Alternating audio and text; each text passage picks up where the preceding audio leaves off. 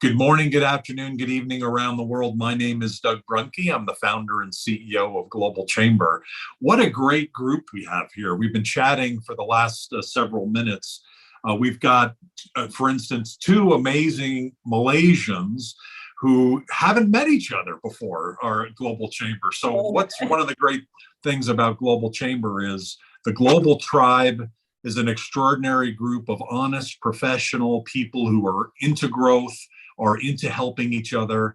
And today we're out to help you. It's a conversation for exporters to give them some guidance on how best to work with economic development organizations. It's one of the keys to success.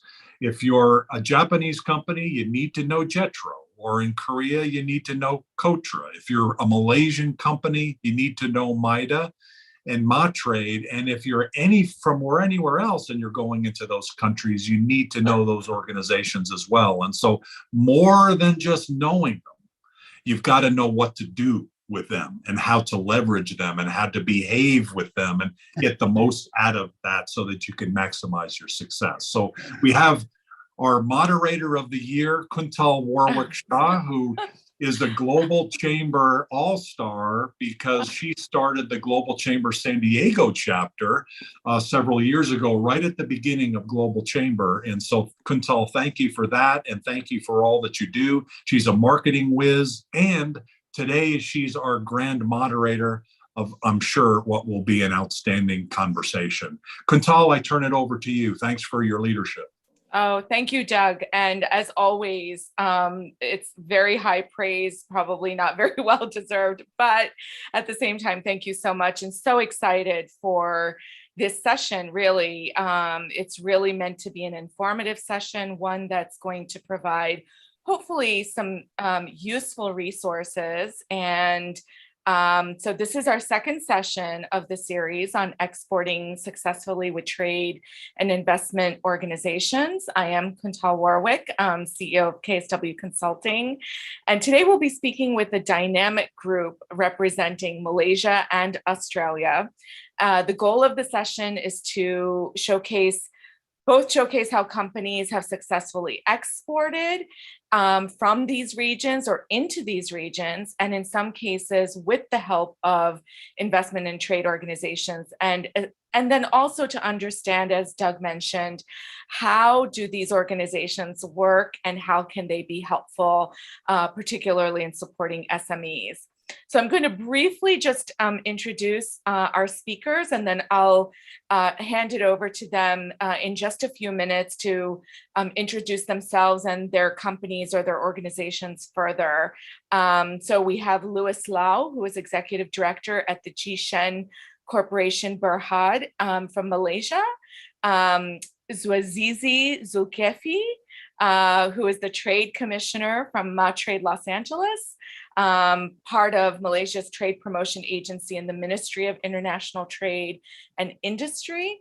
Christelle Damien, who is Managing Director with Exportia, and Guy Abelkop, who is the Investment Director with the Australian Trade and Investment Commission in San Diego.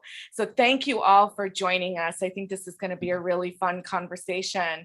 But before I turn it over to you, I just wanted to kick off, as I did last time, with some interesting facts from here at home in the United States. So according to the SBA, small businesses account for approximately 26% of all US exports. That's $341 billion, and approximately 96% of all exporters. Small businesses also contribute significantly to innovation in the US, producing 14 times more patents than large businesses and employing nearly 40% of America's scientists and engineers. So they're really essential to job creation and a vibrant workforce. And exporting is a big part of that process as well. And some of the barriers to market entry, at least from the United States, includes adequate protection of IP, export financing, bureaucratic processes and regulations in the home country, no perceived demand abroad, and lack of information or awareness of services available to assist with the import process. So I think that's, once again, where we're beginning is to provide that information and those resources and have a really fruitful conversation. So with that, I'd love for, if Mr. Zulkifli, you can please introduce yourself. We'll go to Guy and then to Damien and then Louis. I'm sorry, to Christelle and then Louis. And if you could just take about 60 seconds to introduce yourself and your affiliations. Hello, good morning, good afternoon, good evening. My name is Azizi Zulkifli. I'm the Trade Commissioner of MarTrade here in Los Angeles. MarTrade is the National Trade Promotion Agency of Malaysia. Thank you. Thank you. Guy, would you like to go next? Yes, ma'am, absolutely. Hello, everybody. It's a pleasure to be here and nice to meet everybody. My name is Guy Abelkop, and I'm an investment director representing the Australian Trade and Investment Commission, commonly referred to as Austrade. Austrade is Australia's commercial arm of the federal government, and we are the trade facilitation and investment promotion agency for the government. So what we do is we focus on assisting Australian companies with their international expansion into foreign markets and assist, in my case, American companies with their global expansion into the Australian market. A little bit about me and what I do. Thank you very much. Thank you. Thank you so much. Christelle. Hey everybody, good morning from Sydney. My name is Christelle. I'm the director of Exportia, and I have two businesses, one based in Europe, in France, and one based in Sydney. And what we do is we provide an outsourced European sales and marketing team to non-European businesses. As we're based in Sydney, we're very familiar with Austrade, and we're very familiar with Australian companies that we're taking to Europe, but we have more and more interest from Asian companies and US companies to work with us as well. So we have a portfolio of, at any point in time, between 10 and 20 companies that we take to Europe, and that's for which we grow sales into the European market. Mainly technology companies, I have to say. B2B. Great, thank you so much. And Louis. Hi, good morning, afternoon, Hello. and evening to everybody. It's a pleasure to be here. I'm Louis, Executive Director of Ge-Shen Corporation Berhad. We are basically a contract manufacturing company, mainly export oriented from Malaysia. Basically, we offer manufacturing services, in a wide range, using a wide range of technology, and we've got customers in the US, Europe, even China. So we offer a certain type of manufacturing that provides solutions to customers who need it. Thank you. Excellent. Thank you. Well, I think with that, what I'd love to do is if Louis, you and Mr. Zulkifli can talk a little bit about what exporters should know about setting up shop in Malaysia. If you can give us kind of an understanding of the regulatory landscape. What are some of the leading industries, and what should businesses know about what's happening right now in Malaysia? We'll start with MarTrade, and then Louis, if you can talk a little bit about just how you may have worked with MarTrade on the exporting out of Malaysia side, or any other organization that you've worked with, and what have been your experiences in the export process from Malaysia. So let's start with MarTrade first, though. Okay, thank you, Kutal. As I think briefly touched about MarTrade, we are the agency under the Ministry of International Trade and Industry, and our roles and function basically to formulate and implement the export marketing strategies of Malaysia, and we also undertake trade promotional activities, to increase our nation exports. We undertake market research and create comprehensive database of information for the development of improvement of Malaysia's trade. At the same time, Matrade also, we organize program to enhance the international marketing skills of Malaysian exporters, promote and assist services related to trade and protects Malaysia's international trade interests abroad. That's basically our roles and function. Yeah. And for Matrade Los Angeles, our core, our function is to promote Malaysia export to the US, to the western part of the US. Okay. And I think on the, currently, I think a bit about Malaysia. I think Malaysia and other Southeast Asia countries suffered a deep contraction in 2020 because of the pandemic, lockdowns, and also border closures, travel restriction, because of the coronavirus pandemic. Yes. Yeah. So there's, I think, stopped economic activities and production in the region, Malaysia, with some economics more badly affected than others. I think but 2 years after the pandemics, this year, 2020, Malaysia, ASEAN countries, Southeast Asia, slowly beginning to recover. So hopefully this year, we are expected, most of the ASEAN countries expected to pick up and to see growth by at least around 5%. Yeah. And currently with more than 400 million of ASEAN population vaccinated, it's about 60%. We believe, we can, recover fully, the next 1 or 2 years. Excellent. And can you give us a sense of, particularly post-pandemic, if we can dare say that, what kind of industries have you seen a big change in the landscape in Malaysia in terms of the industries that are maybe growing more quickly than others? Can you give us a sense of that? Yeah, I think for Malaysian companies and for Malaysia as a country, I think, merchandise export and manufactured products have helped Malaysia during the pandemic.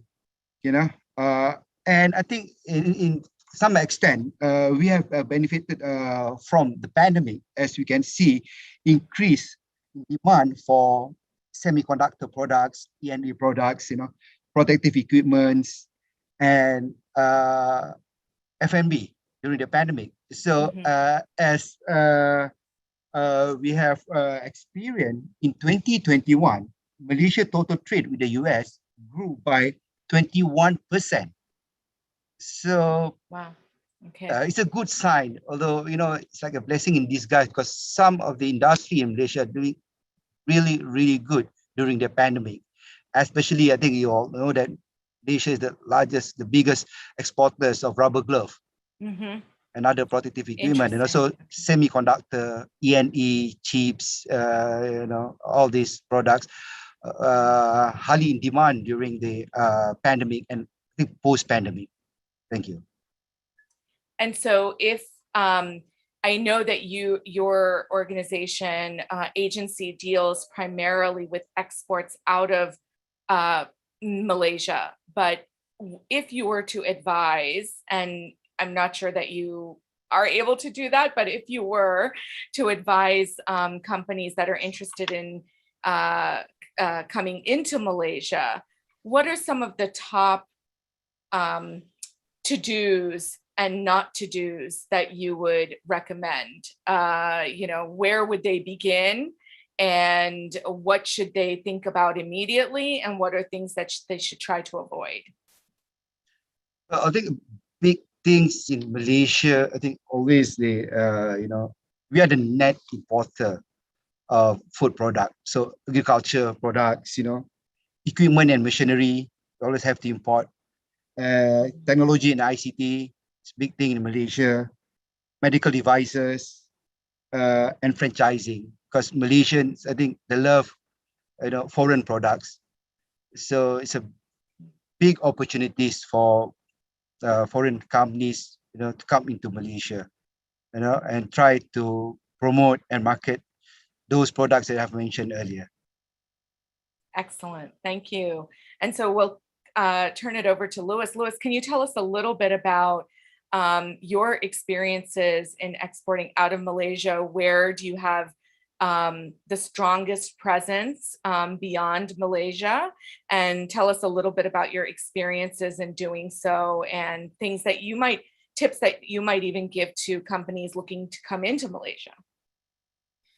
Okay, so on the first bit about exporting out of Malaysia, I would say Malaysia has always been a trade country, even before what Malaysia used to be. I think historically over the last 200-300 years, Malaysia has always been has a geographical advantage in terms of trade, being in the middle, in between India and China and Japan. So I think trade is not is something quite usual for Malaysians.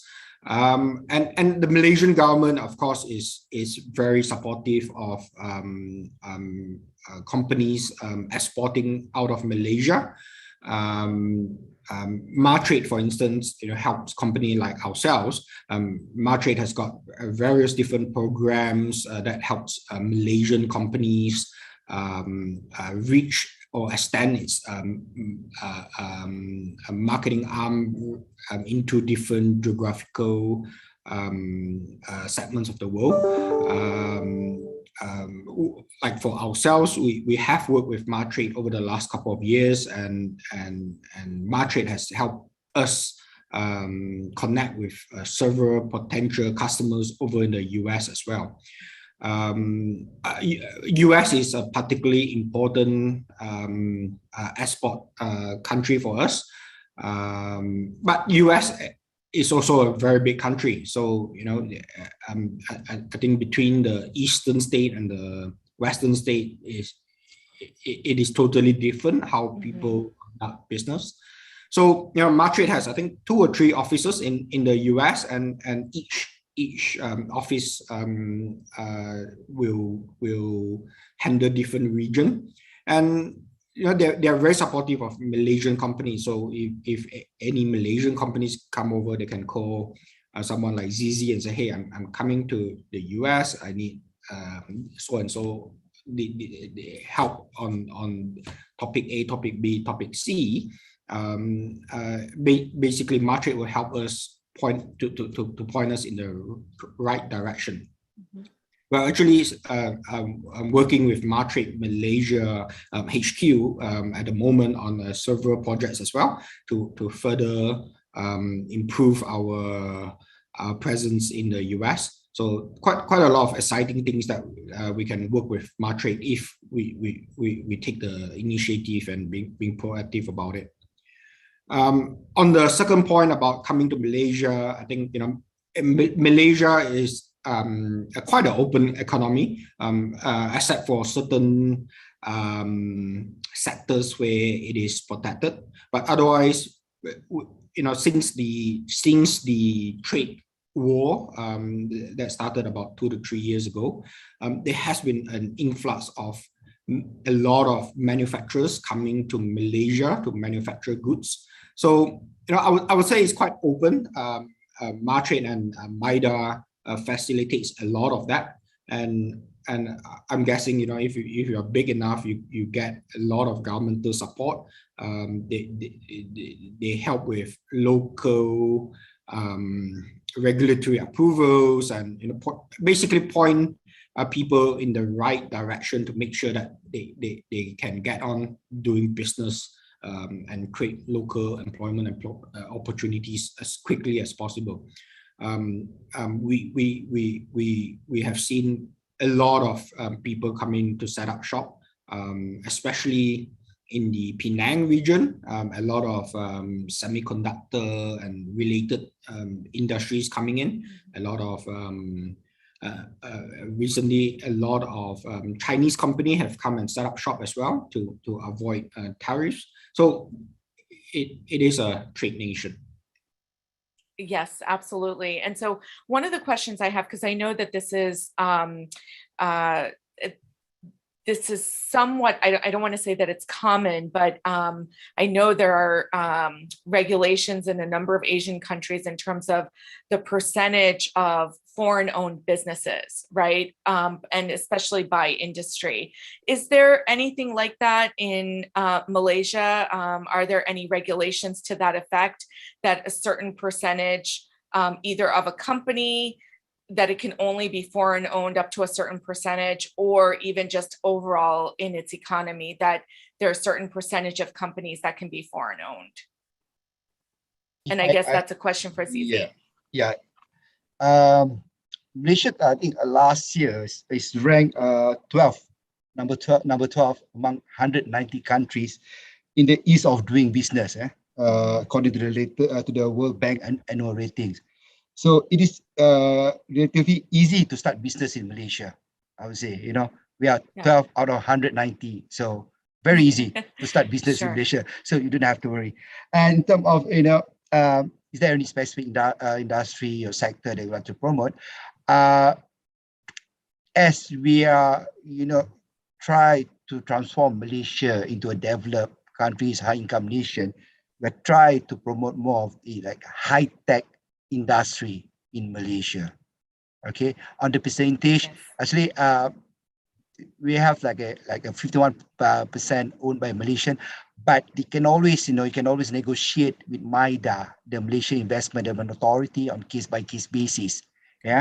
MIDA is the an agency under the Ministry of International Trade Industry who will help foreign investor, foreign companies want to come into Malaysia with regard to manufacturing licenses, tax incentive, expatriate posts. So MIDA can always cater your needs and requirements based on case-by-case basis. So if you ask me on the sectors, currently we are trying to transform Malaysia into developed countries. So we try to depend less on industry that needs that require foreign workers, for example. So we try to adopt the industry 4.0. This will be one of the new things that we currently try to focus and try to develop Malaysia into a high-tech country. Got it. Okay. And so before we move on to your neighbors to the south, the other question I would have is, do you have resources specifically, for instance, for small businesses? Are there things that, programs or resources that are designed more for small businesses that are looking to enter into Malaysia? And by small, I suppose I mean, 100 employees or less, or do you kind of handle it really across the board? There's one set of resources for everybody. Okay, for MATRADE, as the trade promotion agencies of Malaysia, we have various programs for SMEs. We have SMEs Exporters Development Program, we have export training programs. What else? We have the women and youth export development programs. We have e-trade program where we try to promote the adoption of e-commerce among SMEs in Malaysia. So if say foreign companies, come to Malaysia, they partner with Malaysian, they can also enjoy all these incentive from MATRADE, from the Malaysian government. So to answer your question, we have a lot of assistance incentive for SMEs in Malaysia. Excellent. Excellent. Thank you so much. Thank you both. Thank you, Louis and Zizi. We will now turn to Australia. I'd love for Guy to kind of give us a little bit of an insight into how Austrade works and the resources that are available through there, how companies can begin working with you, setting some expectations as well. And then love to hear from you, Christelle, about Exportia and some of the resources that you have and also your work in Europe. So Guy, please tell us a little bit more about Austrade. I'd be happy to, and thank you so much, especially to my counterparts in the north. So again, as a refresher, representing the Australian Trade and Investment Commission, trade pertains to the trade promotion of Australian businesses that are looking to expand in foreign markets, whereas investment has to do with entry into the Australian marketplace. Myself as an investment director, about 80% of my role is investments, the title. And so there are many incentives and programs which one is able to enlist. Now, the first, what is the industry? We focus in quite a few, from defense, space, infrastructure, to life sciences, ag tech, food tech, smart city, technology, climate tech, renewable energy. So it really depends on that. As with respect to your question about smaller businesses engaging us versus larger businesses, one size fits all. We are agnostic and able to assist companies of any magnitude. What I can share is that there is an R&D tax incentive. So companies that are a little bit earlier in their life cycle, who aren't generating too much in terms of revenue, they will get significant tax incentives, return on their investments. And there are also very strong incentives for larger companies that are more profitable at that point. So the best way to engage us is, of course, make contact with Austrade. And from there, we're able to best guide you as to who you should be speaking with, whether it's a specialist in one of the various sectors that I had mentioned, and pinpointing you to the exact entity that you should be speaking with in the respective region in which you've identified. If you have not yet identified the region, what we can do is we can serve as a broker or an intermediary between the various states and territories in order to find out what is best for you and your business and go from there. So with that said, Kuntal, does that answer your questions? What can I describe in further detail? Absolutely, I think so. And I think the other question I would have, and we'll certainly create more of a discussion, I think, after everybody's had a chance to speak. But one of the things I would love to learn a little bit more about as well is data, right? And market research and the availability of data and market research to companies that are interested in coming into both Malaysia and in Australia. So are people able to readily get data either through your website, online, or come and meet with you? Or is that something that they receive once they've actually started to engage with you? My colleagues from MATEC, would you like to answer, or would you like me to go ahead? Please go ahead, sir. Oh, thank you very much. So data is readily available to anybody who's interested in expanding into the country. The problem is, the beauty of the internet, I should say, is that there's so much data available that it's a little bit overwhelming. Everything is available. Nothing is classified. Though, as mentioned, with such an abundant repository, it's suggested that one does actually speak with us, because it's like walking into a library and not knowing how to navigate. So with that said, if one is proficient in business development and international expansion and have done this before, perhaps that proficiency will stand true in expansion into Australia. But even so, we have specialists who have been doing this for multiple decades, And as a result, we're very well positioned to best assist you in what is best for your business and ensuring success in a fruitful expansion. So I hope that answers the question, Kantal. Absolutely, absolutely. And so I think we already have some questions coming in, but we'll get to those in just a minute. But I do want to give Christelle a chance to share a little bit about Exportia and how you work with companies, what kind of services you provide, your relationship to Europe, and just a little bit about your export experience as well. Yes. Sure. So what we do with the companies we onboard is that we actually help them identify. So Europe is a very diverse market. You have multiple countries, multiple languages, multiple industries in different countries. So one of the critical aspects is really choosing the right market for the business, depending on which industry sectors you're targeting. So that's one of the key thing that we are doing. We are testing.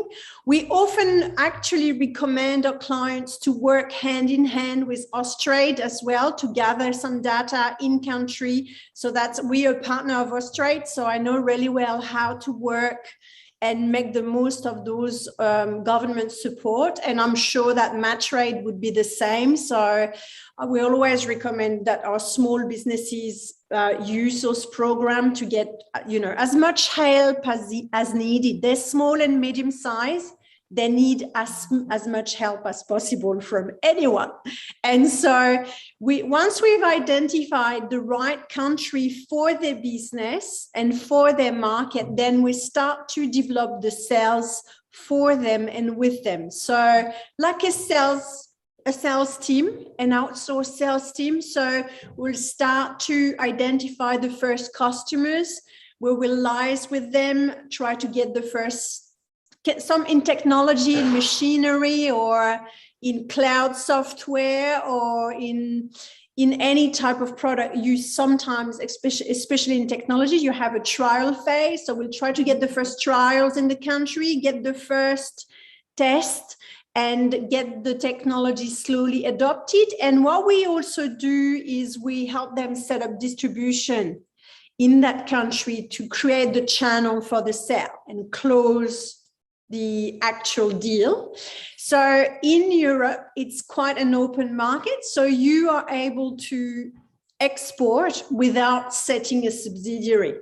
You can set up a distribution partners and start selling without having to set up a distribution, or even without starting to hire. So it's like an indirect export process. Yes, it is possible. It's always better, to be honest with you, because the reality, you're not going to know where your market is going to be the best straight away. You're going to need to test that, grow your sales, create some solid revenue before you move on to the more significant investment of setting up a subsidiary, starting to hire locally. It's more risk. So you start, always what we try to do with them and for them is to grow the revenue base, get them to learn about the market, get familiar, get to know their customers, their distributors, work and grow business. And then once they're ready, then they can move on to setting up an entity, hiring, and we help them do that as well. Okay, interesting. And so tell me a little bit about your export readiness tool, because, and so, I imagine that anyone can utilize that, coming to your website. But yeah, tell us a little bit more about that. So I have to do a full disclaimer. It is being revamped. So we're improving, but it should be working. If it's not, come to me and talk to me, but it should be still working. So we're revamping it. But basically, it came from the fact that always when we sit down with companies and assess and Matrade and Australia would do the same, is we sit down with this company and we're asking always the same questions. And the question is, are you compliant with the European regulation? Do you have sufficient fund to export? Do you know what it's going to take? Who in your company is going to be in charge of that development? Do you have a long-term plan? So after doing that for a number of years, after that, you're like, well, I feel like I'm a machine. Yes. I might as well build a tool for somebody and then have meaningful conversations. So the goal of the tool is to kind of reduce that process, get the companies a hand on a report where they have their own assessment, their diagnostic, they have a to-do list that is given and tailored to them, and some recommendation as well as a benchmark. So the goal is to accelerate a little bit of that process for them to sit down, have a think, and then this way we can move on to the exciting part, which is the sales. Yes. Okay. Thank you. Thank you. That's actually really great. And I completely understand how that goes. And I'll share a little bit more about that towards the end. But we do have one question here. If a company is looking, this is from Alexandra, if a company is looking to establish itself in either country, are there certain cultural factors that people should keep in mind as they're looking to enter? So let's start with Australia and then we can go to Malaysia. Absolutely. So I think that's a very wise question, and especially in this day and age, as we do business across borders. The borders have almost been removed from the discussion, but even looking before that, Australia is home to so many people from so many different backgrounds and walks of life. Myself, for instance, I'm South African living in the U.S., though the core of my family who emigrated ended up in Australia. So that's one example. In addition to that, you have plenty of Greek immigrants, in addition to those from Southeast Asia, from Malaysia, from Vietnam, and many other countries. So it's important to keep in mind that, I don't remember the statistic exactly, but the vast majority of Australians come from homes where at least one of the parents is an immigrant. And so one needs to consider that the country is very, very worldly, and Australians are very well traveled. Being an island nation, the people get out and they see the world, and as a result, they come with this repertoire of experiences and business operations as a result of communicating with people who are close by. What's interesting about Australian startups is that from inception, they are thinking about global expansion, because the country is 25 million people, which is quite small to think about. But so if something takes off in Australia, then great. But in order to really take off on a global scale, they need to start thinking about international growth from the beginning. And so that's a question that one needs to consider, whether one is working for an Australian company. That will be a topic that's front and center. How can this scale? Or if one is, from the investment standpoint, looking at growing into the Australian market, which countries can one leapfrog into? For instance, 12 of 15 of the largest export markets are in the Oceania, APAC, and ASEAN regions. So those are questions that will be asked when conducting business within the area. Again, whether it's an Australian company like Air Wallets, or whether it's a company that has grown into Australia like Giovanni. So hopefully that answers the question. Thank you. And Christelle, we touched on this just a little bit before we started, but you are originally from France, I believe. Correct. And so tell us a little bit about your experience being a French woman in Australia and how long you've been there. And yes, what have been your experiences? Well, I'm going to tell you a funny story. Okay. Having been a salesperson in Europe for a long time, I'm used to selling to Europeans. That's what I've done. And so I come to Australia in 2006. I set my business up and I go, what I know, the European way. I knock on doors and I to start to get my first clients in Australia. And I'm amazed because I get so many meetings and I'm like, wow, my business is going to explode. Like it's going to be one like overnight success. I can't believe I get all these meetings because I'm used to my Germans and my French and my European customers, which before you get the first meeting, it's going to take a bit more hard work.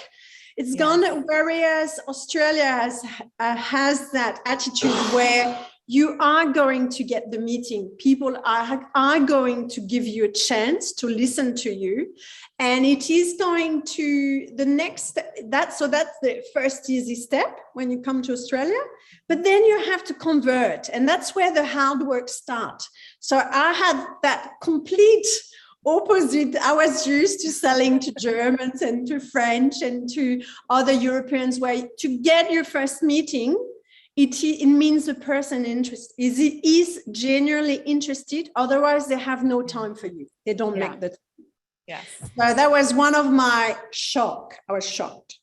It is very interesting. And I have to say to Guy, would you say that there's a little bit of a similarity even in San Diego? I having spent a number of years in San Diego, I found a similar experience where you get to meet everybody. It's such a social environment, but it's the conversion process that takes a little bit longer. So I don't know if that's been your experience, Guy.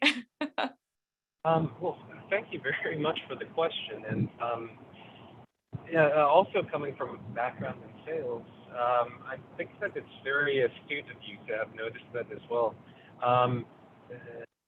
They talk about the funnel. The wider the inlet, the more the quote-unquote noise. And so, yes, I definitely noticed that. And the qualification process, as a result, becomes a little bit more challenging, which I think was adequately mentioned beforehand. Of course, when it's a little bit more challenging to develop a lead and to a contact, then the conversion might be a little bit quicker, but one has to put in more work beforehand in order to properly prospect and find that stronger lead. So I agree with you wholeheartedly and take note of the very wise just mentioned. Thank you. Well, so same question to Zizi and Louis. What should we know in terms of cultural factors for doing business in Malaysia? Okay, I think Malaysia is a multiracial country. I think we have the three main races in Malaysia. The three main races in Malaysia: the Malay, the Chinese, and the Indian. We are majority of Malaysian are Muslim. Okay, I think maybe there's something that you have to observe as a Muslim country, like you can't simply, drink alcohol in public, and alcohol, beer, alcoholic drinks are very expensive in Malaysia, all right? And what else you should know? But Malaysia love food. I think you can close deal, close business, over a very good lunch or dinner, I believe.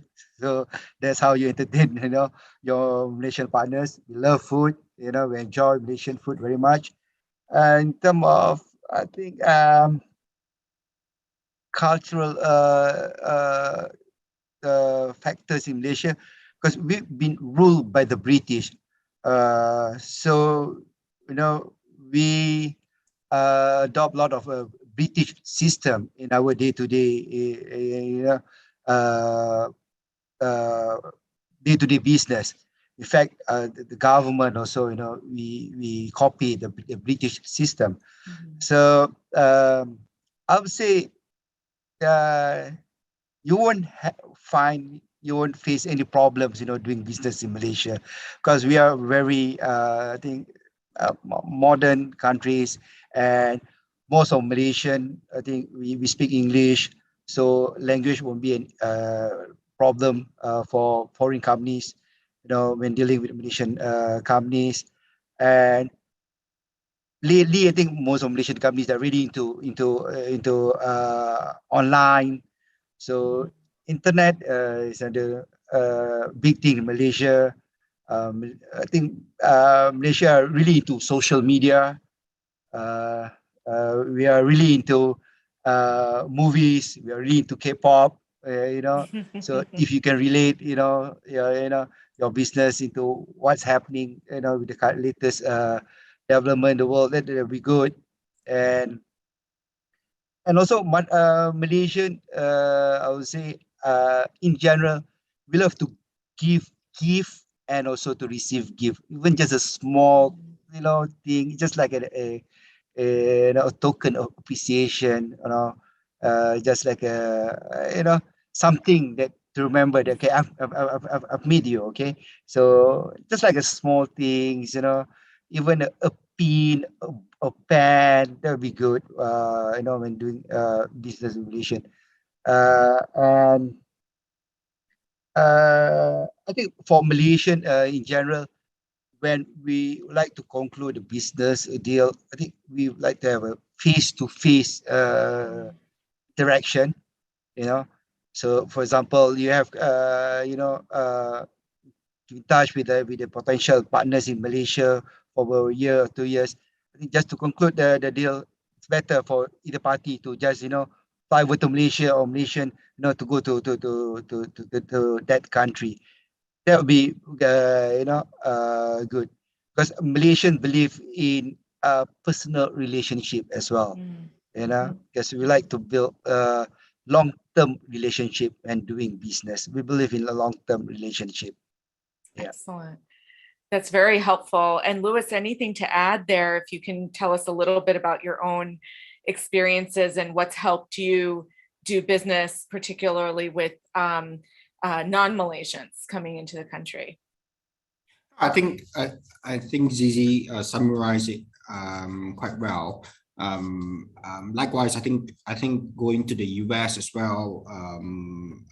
US and Europe are very different. I agree about setting up a meeting in Germany. You won't hear anything for the first 2 years, maybe. But when they need you, then they will really pester you. But otherwise, I think in the US is about the same. FaceTime is important. Having that personal relationship is important, because that develops a sense of trust, and people want to do business with trustworthy partners. So I would say that likewise, we like to meet the people who we deal with as well. So that helps a lot in terms of doing business. Excellent. So this kind of leads me to another point. By the way, the floor is open for questions. If anybody has a question, please feel free to include it in the chat section. But it does lead me to a question about marketing to Australia and Australians, and marketing to Malaysia and Malaysians. What are some things that you can share about how to be successful in terms of not only messaging, but also in terms of channels, that are utilized more often? Again, let's start with Australia, and either Christelle or Guy, if you can share with us a little insight on that.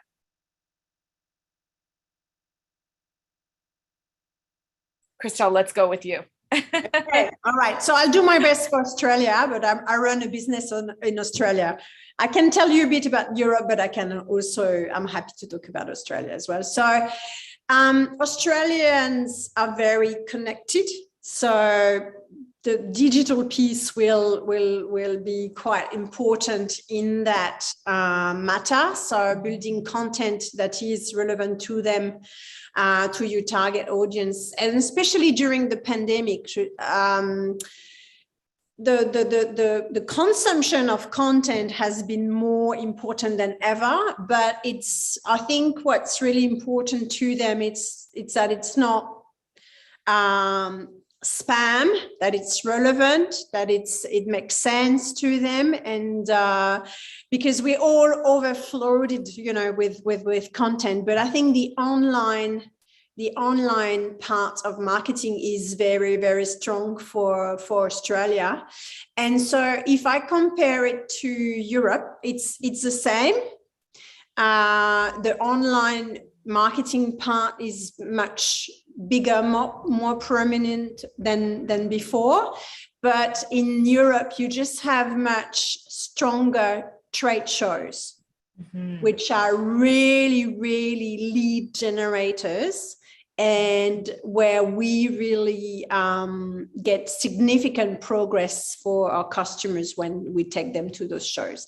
I would say in Australia, they're not as strong in terms of deal making, and maybe Luis has some experience in Germany as well. If you've done some of those shows, they're massive, and they're world class. And so you do really strong business. So a bit less in Australia, but really good networks, industry networks are great as well to build some relationship within the industry you're trying to work in. Excellent. Thank you. And Luis, what would you say about marketing in Malaysia? What do you think are some do's and don'ts and the channels that are used most commonly? Well, I think Zizi summarized it up very well just now. Malaysia is a Muslim majority country, so religious sensitivity is important. But otherwise, we have a very good, very aspiring middle class Malaysians who would consume imported goods and services. So I would say, if it helps improve the lifestyle of people, companies will generally be able to do well exporting to Malaysia. Excellent. Anything else on the marketing piece? If I may add, I think in Malaysia, if you want to market your product, I think your website will be the face of your company, your products. You need an endorser, products ambassador, and Malaysia very into social media. And Malaysia also, I think we are into what we call it premiumization. We like to buy something that is premium, we like to feel good. Yeah. All right. So I think our purchasing power is quite good.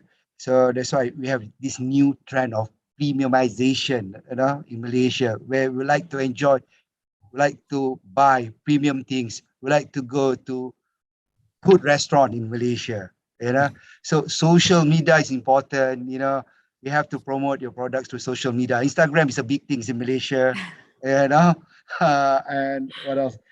As I mentioned earlier, website, your company's website is very important, because normally people in Malaysia, for example, they first hear about your products, they will first try to Google it, try to find the products, from the internet, they Google, they find in the YouTube, so that's why, Instagram, whatever. So social media is very big things in Malaysia, and believe me, Malaysia are willing to pay more if they feel that these products, because Malaysia would like to take photos of everything they're doing on a daily basis. So this concept of premiumization is playing big things in Malaysia currently.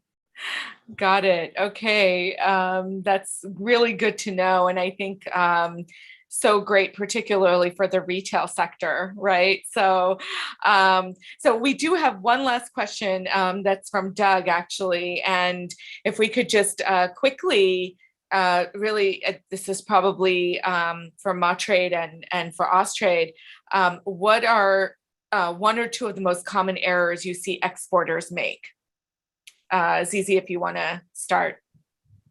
I think for many exporters, they try to see a country just like a single market, but actually, like for example, US, is a very big country, various culture, backgrounds, nationalities. So it is, it's a very, I would say, diverse market. Just like, when I serve India, in Chennai. So although India is a one country, but, people from in the north and the south, they are totally different. The way, how they buy things, how they see things are totally different. So this is one common mistake, common error that Malaysian exporters always do. They look at a country like a single market, just like China. And also, sometimes at the state level also, the rules, regulation, laws are different. So when you want to export your products to big countries like China, India, the US, you have to see the country as a different, separate markets. People in the East, people in the West, or in the Midwest, US, they are all different in terms of their buying habit, the consumer behavior, even the local rules and regulation. So this is one of the, I think, common mistake error that most Malaysian exporters do. Excellent. Thank you. Thank you. And Guy. Yes, thank you. I couldn't agree more with that first comment. The region has its own culture, and in addition to that, on a more granular level, each individual has their own backgrounds, which they approach the situation with. Christelle had adequately mentioned doing Germany, and in my experience, I found that Germans to be punctual, whereas maybe an immigrant from Southeast Asia who prefers to have more of a relationship before doing business. So it's important. Every individual and every region as a unique case, and not to generalize, not to treat the entire country as a collective unit. I will add to that of course, and I'm going to caveat that, of course, fortune favors the bold. Though there is nothing wrong with taking baby steps. Oftentimes, and I see it more often than not, these will grow, and the first thing they'll do is try to cage the elephant, so to speak. And essentially what I mean by that expression is they will try to go to the largest potential customer on the block. Now, again, I admire the boldness and the vision, though one is not established in the country, they could be setting themselves up for a big fall, because if somehow they're able to get that in and it doesn't go well, word carries fast. So there's nothing wrong with building a name for oneself with perhaps some of the smaller customers and clients first. And that's something that I'd urge all to consider. Now, of course, that could be a unique situation, and the company is very well established throughout the globe. But that's one piece of advice I would leave exporters with. Well, thank you very much for that. We are at time, and I think it's been a great conversation, really insightful. I so appreciate all of you attending and speaking in particular. And Doug, I will hand it over to you to sign us off. Thank you all so much.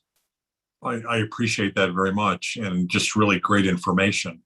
Catherine, I don't want to put you on the spot, but I know we haven't really talked much about Japan, and you've been in Japan for so many years, and you've been a leader there working with both big and small companies. You've probably seen some pretty crazy things as well. Undoubtedly, what has been your reaction to what you've seen today? Did you want to add anything? I thought it was just so insightful. I don't think we've had such a good collection of speakers who really talk about the pain points and the pitfalls and the tips so well. I really congratulate you on gathering everybody together. Of course, in Tokyo, Guy, we know Austrade very well. I'm the vice chair of the Australia-New Zealand Chamber of Commerce here. And so I'd just say thank you so much for being so frank and honest and open. Yes, I think you were right. I loved that comment just there. Fortune favors the bold, but there's no harm in taking baby steps. I completely agree with that. So, find your gold, but there's little steps towards that end of the rainbow. And that's the same for Japan. So I think a lot of your comments really also applied to Japan, with the being very aware of culture as the way you tread through. And I think that was really nice to bring that out as well. So I won't say a lot there, Doug, but I just want to give you feedback that was a really great session, and I hope people listen to this later. And I wish more had joined today because they've missed out. Thank you so much. We'll definitely make sure that folks see it. I think you guys all did a great job. Really great information, very insightful, very specific too. One of the things that is a real challenge for exporters is they don't know what they don't know. And one of the really key things they don't know is that there are these resources available at the federal level, at the high level government. There's also regional organizations and even smaller than that. In many countries, including the US, the city level is actually quite useful and helpful. And I think the other aspect of all of this is that I think everybody wants to help. Now, that can be tested, and I think many of us maybe have been in certain circumstances where the government doesn't necessarily want to be too helpful for you as a visiting person. But I think generally 99% of the time you get a welcome mat in almost every country. And it's just being a matter of being polite and asking questions and being respectful. And when you're able to do that, you can be very successful. I know you guys talked about what are things to do and not do. You never want to get angry. You never want to get upset. You want to stay cool, calm, and collected. And that can be very hard if you're an exporter. Let's say you're on a several-week trip to wherever in multiple countries, hey, you get stressed. And if you can't be calm, you're probably not really a good fit for global business, right? You got to stay cool and collected, and people will respond to that very positively. Zizi's comments about Malaysia and how kind and wonderful the people are. Oh my God, it's so true. And by being kind to them, it goes so far. So thank you all for comments like that have been so helpful. I'd say the final comment I would say, other than thanking Kuntal, for the great moderation. Kuntal, every time you do one of these programs, it gets better and better. It's, I think, your skill and moderation, but also each time we get really interesting and fascinating people. So thank you for bringing them together and for your great moderation. I think the final comment I would say is, when I ask the question, what's the common mistake that you most see? For me, I think it's that people drive forward without asking for help. We have all, and hey, I'm the worst offender of that. I'm somebody who's head down, German, Polish, determined to get stuff done and forget to ask the right questions, talk to the right people, make the right moves there. And that happens all the time with exporters. They make silly mistakes by not being connected to the global tribe. And that was a lot of the reason why I wanted a global tribe. I wanted people like Catherine that has been there, done that, knows all the pitfalls, knows what to do and what not to do, and to be able to double check with, or for people who are not experienced, to check, hey, Catherine, what should I be doing here? Because without that, you're going to fail. And that's why people fail. So please be part of the global tribe. Please connect to all the people that were part of this program, part of the audience today, and to Kuntal, our moderator. Thanks, everybody. Keep exporting, be global and unstoppable. And remember, global is good. The more you trade, the more you'll profit, and the more you'll make the world a better place. Thanks, everybody.